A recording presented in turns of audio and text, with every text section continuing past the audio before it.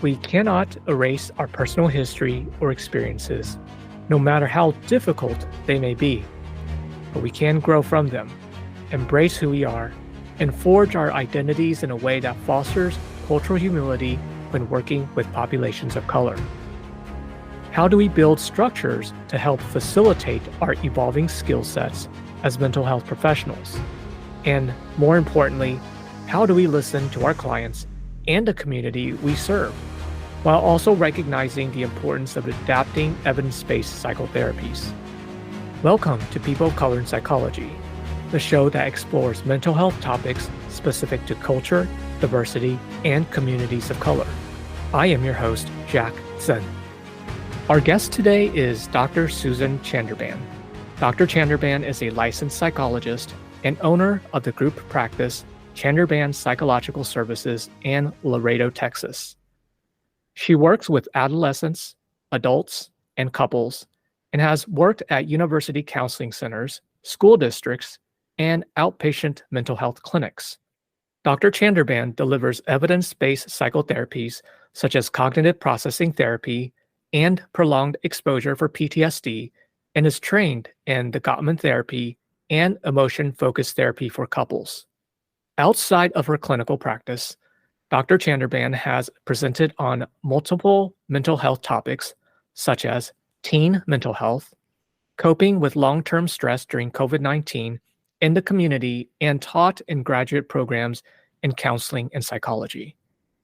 As a Guyanese Canadian who has worked with communities consisting of a variety of ethnic identities, Dr. Chanderbhan will be discussing how she has continued to learn and adapt evidence-based treatments in a culturally responsive way. Dr. Chanderbhan, thank you so much for joining us today. Yes, I'm excited to be here today with you, Jack. Yeah. Thanks for the opportunity. You bet. Can you walk us through your journey and any memorable events or circumstances that may have influenced how you got into this work? Yeah, that's a big question. I've thought about that, like why psychology? And, I can say that I do love people and I love listening to people's stories. But I think deeper than that for me is, I grew up in Guyana, and in my family went through a lot of struggles, and there was political turmoil in the country, and that impacted my family and individuals in my family. So I think there was a lot of trauma in the wider society that impacted. And then also there was the experience of migration, my family having to come to the United States and Canada and start over and build new lives, and seeing how that was for us and learn about new cultures. And I think there's something about that experience that really fascinated me at looking at, even just within my own family of origin, like different responses to really wider cultural events, sometimes traumatic events, how different people responded and reacted, sometimes in not so great ways, and sometimes in more resilient ways. And then also migration and that sort of adaptation and how that affected different people. And I think that probably is the thing that's always really fascinated me, looking at people, how they struggle and how they respond to struggle. And then I think the other piece is being able to help people maybe who are not responding well or struggling to find more adaptive ways to cope. And I think that's really the thing that's drawn me to this work. So early on, even growing up in Guyana, that you were exposed to a lot of traumatic events, but I don't know much of what was happening politically during that time. Can you share with me what was going on around that time? Yeah. So, some of it is stories I heard that happened in Guyana in my family, and there were some conflicts between ethnic groups. And then during that time, there were safety issues.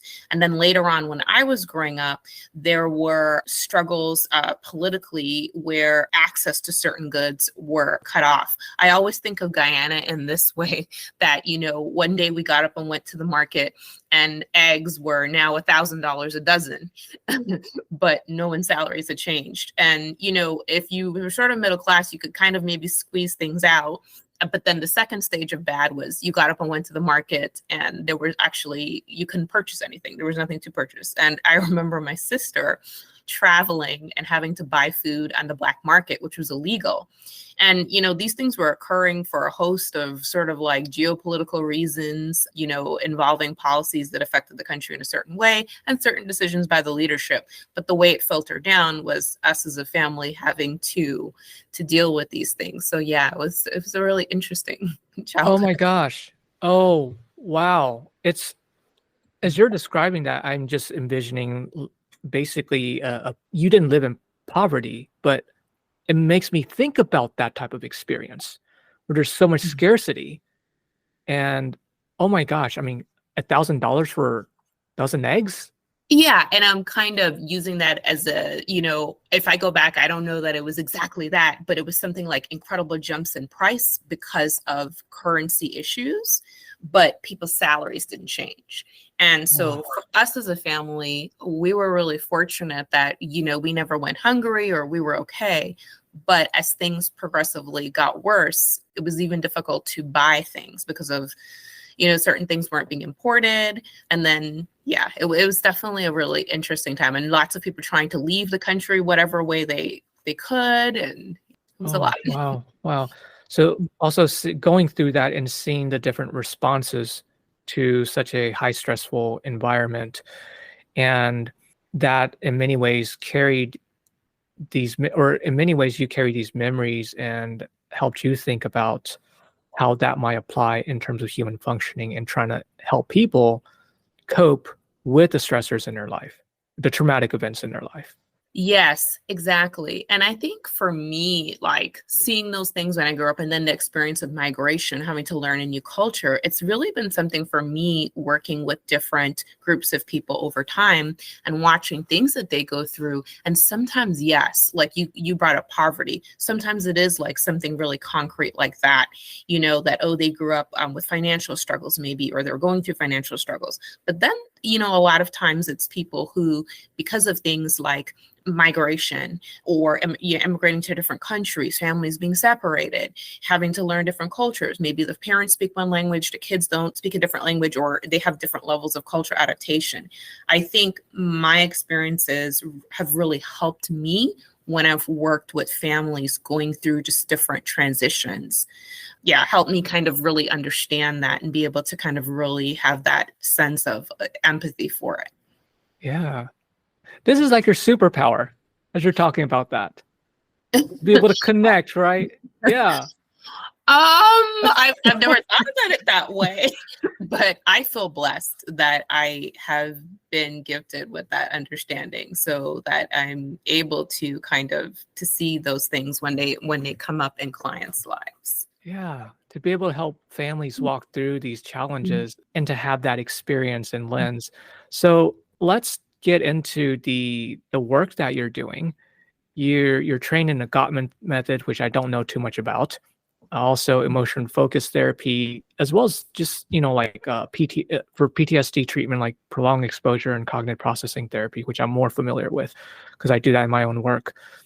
Can you share with me, how would you apply those techniques in a way in which you've adapted it, and maybe provide some context regarding the current population that you're working with, so our listeners can get an idea of, oh, here's our population, and how have you adapted the treatment? So currently for me, I live in Laredo, Texas. It's a border community. And so the population is majority Mexican American. So my client load in private practice is majority Mexican American and drawn from this community, from a border community. And so in terms of adaptations, I can think of one cognitive processing therapy case I had where, this was somebody who came in with a specific index trauma in the present. But when we looked at their history and their childhood, they had a lot of trauma in migration, and that thing of being separated from when they immigrated over, because they were brought over as a child, and being separated from a really loving grandparent they had never seen again, and other family members. And because they were undocumented, they were not able actually to go back. And so I think that was interesting for me, because they came in with this kind of index trauma in the present, and that was a pretty significant index trauma, the one in the present. but that in going back and taking that history, that they had all this other sort of, trauma of like the migration and separation. I thought that was really interesting CPT case and differed from my other CPT cases I've done. Now, So may I ask the current index trauma? What was the one that was client presented with? it was witnessing a violent event, Okay. witnessing somebody who lost their life. Mhm. Okay. So as you can see, that is different than the loss of the connection with Mhm. the family member, the grandparents. Yeah. Wow. Mhm. Hmm. So And CBT was Mhm. focused on the index trauma, which was the current event, but just being mindful of that. Oh, hey, this person had a lot of also past trauma, being kind of their sense of being ripped away and taken by parents to the new country and losing contact really abruptly with the other family and never being able to see them again Mm, because of their undocumented status. They can't travel back and forth, of course. huh. So given the knowledge that the client shared with you, this historical information, how did that change how you implemented CPT? I think for me, so CPT is a pretty robust therapy. And one thing I like about it is that, so once you work on assimilated step points and you move on to accommodated step points, for me, with every client, I see a lot of generalization to the way they start to view other things. And so with that client, it was about using that thinking, that new thinking they were learning, right, about challenging cognitions, to also look back and start to challenge some of the cognitions about those other events, other prior things that they had seen. I know sometimes like you can think of it as, oh, you can go through and do a separate course of CPT and separate traumas. But for me, with that particular client, it was about, okay, we've learned these ways of thinking. Let's start to think about how we can expand them to these other things that you've experienced. And of course, other things that you may encounter in the future or are. Mm, to help them reprocess some of the historical trauma, to relearn and create a Mhm, new narrative to that experience.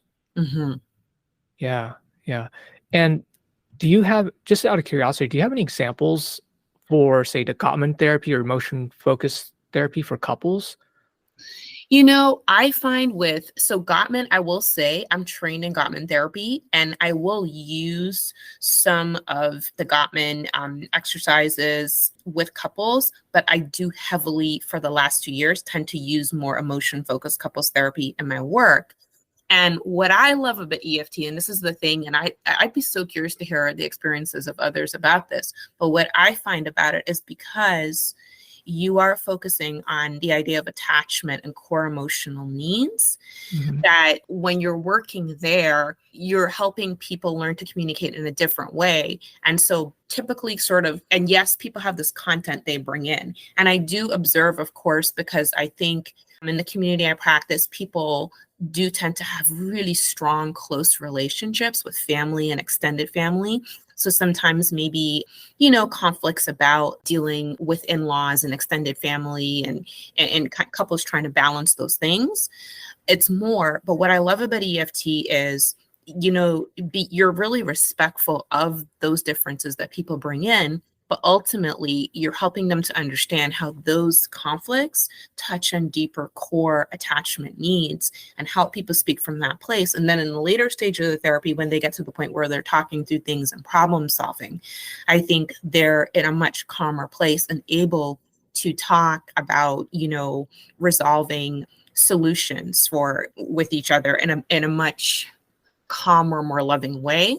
So I think of the example of a couple I worked with. It's been a while now. They actually were from two different backgrounds. One was Anglo, one was Mexican American. And there was a big conflict for the partner who was Mexican American wanting to give more financial help to the parents. And this was something they had really struggled with because the partner who is Anglo side is like, oh, I don't see that as a responsibility of us. We should have more appropriate boundaries. That's not, they need to manage their money and do things in a certain way so that, and so being able to work through the stages of EFT and get to that point where they were able to work out a solution that worked for them. I think if I recall, it's been a while, the solution was that they came up with a certain kind of like a budget up to a certain amount, and then they would say, okay, that would be sort of the limit. And so the one partner's need to really be there for family in that way, that felt honored. And then the other partner, like this idea of a boundary and, hey, we have our own goals, that felt like, oh, this isn't intruding too much. But I think, because they were able to go through that first part of the therapy of learning to speak from a deeper place, those attachment needs, understand what things meant, I think it was easier for them to come up with that solution. It's like when you're using EFT, that creates the foundation of understanding how we have unmet needs, and to create a platform and vocabulary to acknowledge these are the needs that were never met. And I would imagine that must have been very empowering for this couple. And to be able to also acknowledge that here's my needs, here are your needs. How do we both as a couple get both of those needs met? Exactly. And what I loved about that was they came up with that solution themselves. And thinking about also your ongoing work that you've described, prior to our call, you mentioned how doing culturally responsive treatment is an ongoing learning process. Are there any recommendations you might give to folks who want to take this journey of truly honoring this idea of delivering culturally responsive treatment? So I feel like I wish I was in a place I could say I could give recommendations, because that seems to me so much like a position of like authority and a lot. And honestly, I really think I'm like everybody else. I'm in a learning position, and particularly in my case where I serve a community, I don't have the same identity variables as this community. So I always feel that, I'm approaching the community from a role learning place. And I think that's really helpful. And I'm so fortunate to serve a community too, where people here are so generous and so gracious that when I ask questions or I don't know something, they are so generous about sharing it and telling me things. So those are my clients. I'm learning from them every day. And also my colleagues, I think that's been really helpful. So I guess if there's anything I would say, I think like having that openness and to learn. So with my clients and with my colleagues here I have several colleagues here in Laredo who are so amazing and so helpful that I'll reach out with a question, or I'm seeing this, or I'm not sure about this. And they are so thoughtful and generous about sharing their time and their perspective. And that is so helpful too. So I think, I can share that from my own journey, that those two things, have been really helpful. And, when I've worked with other populations too, that are diverse, maybe in terms of religion, for example, that's something reaching out to colleagues, talking with the client and reading on my own has helpful for me. Really speaks to the importance of surrounding yourself with colleagues, which tell me a little bit more about your group practice. Yeah, so we're a tiny practice, and our focus has really been on, okay, we want to bring really high quality mental health services to Laredo from, there are other really good services here, but for us, this is what we want to put out, really high quality services. There's definitely a strong lean towards cognitive behavior therapy, empirically supported therapies. And one of the other clinicians is Jessica Hernandez. She's an LPC, and she has a strong lean towards using cognitive behavior therapy in practice. And then Jacob Vasquez, and he is an LPCA, very close to becoming an LPC.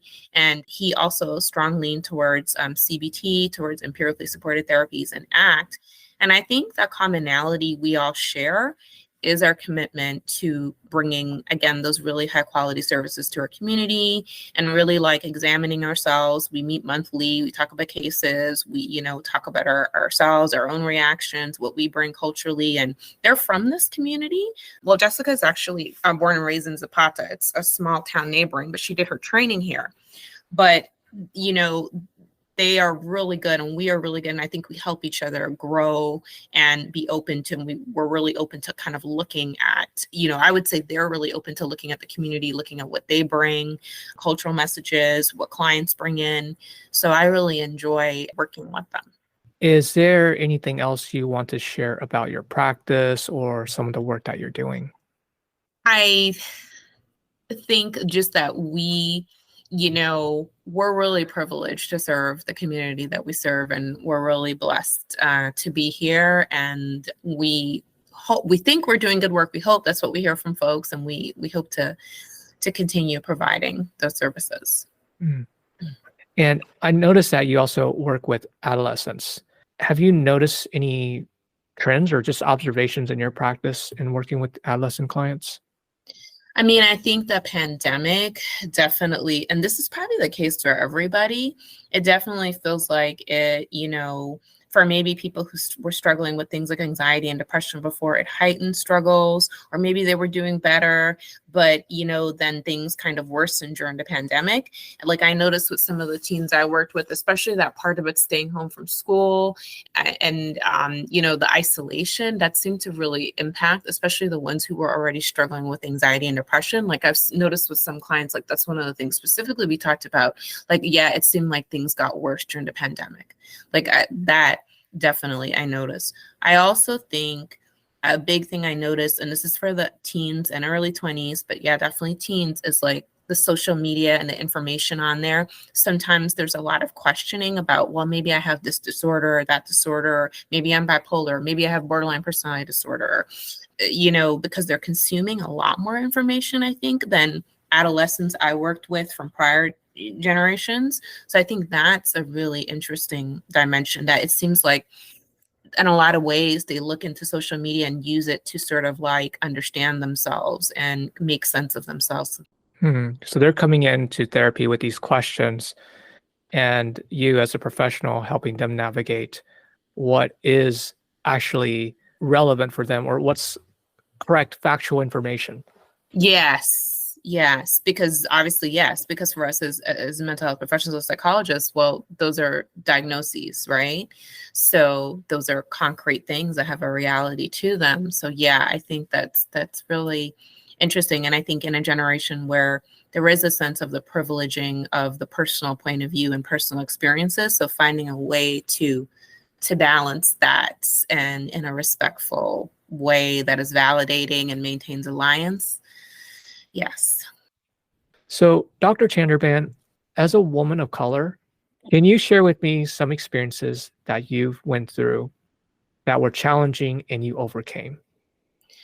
Yeah, I mean, I can think of in grad school for my thesis and my dissertation, the topics I chose to study, they were connected to identity variables of mine.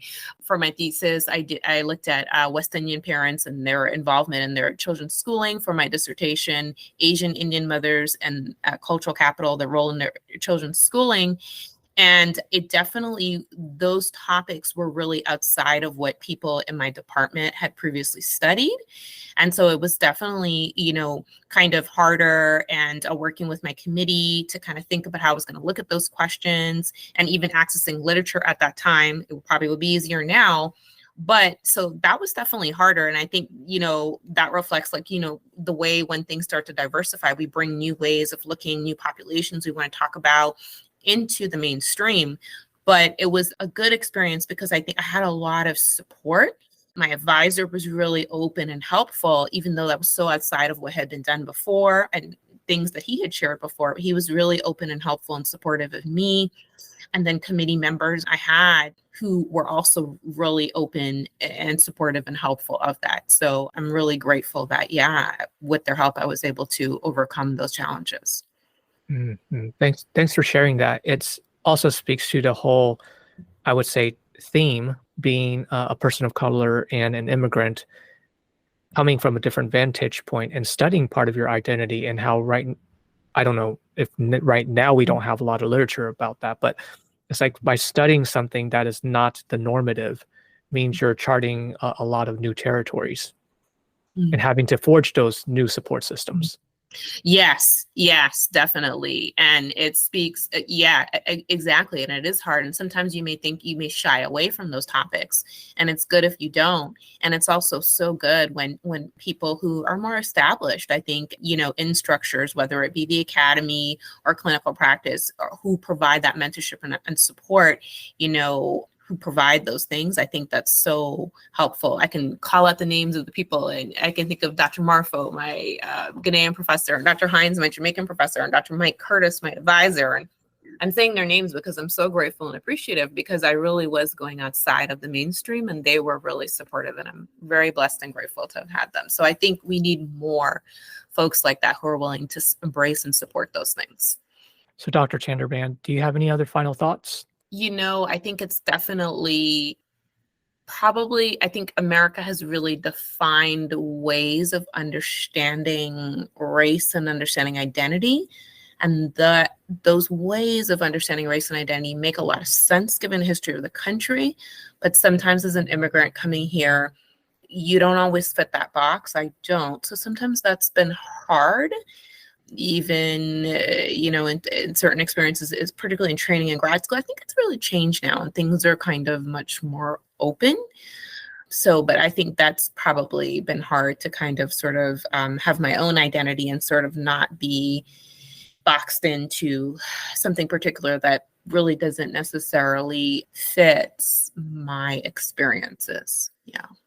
Yeah. It's like here, and I say here, referencing the United States, it's like this category. If you are Black, Asian, white, Hispanic, you fit a box, but that's assuming that most folks are, for the most part, raised here. And so when you have people of color who immigrate from outside of the United States, it does create a whole different experience. I think I'm really proud of our field, the way psychology has really grown. I've seen it happen since, over the years, especially recently, in terms of really thinking more critically about providing appropriate services for culturally diverse populations, being more culturally responsive. And I'm really proud of us as a field, and I hope we continue growing in that direction. I would totally agree with you on that.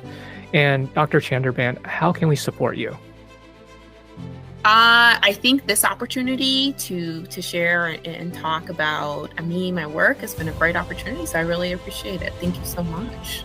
Okay. All right. Well, again, thank you so much for being on this podcast. Yes. Thank you. I hope you liked this episode. Please subscribe and share. We'd love to hear from you, so send me a message on LinkedIn or email. The People of Color in Psychology is brought to you by the Multicultural Counseling Institute, and I'm your host, Jack Sun.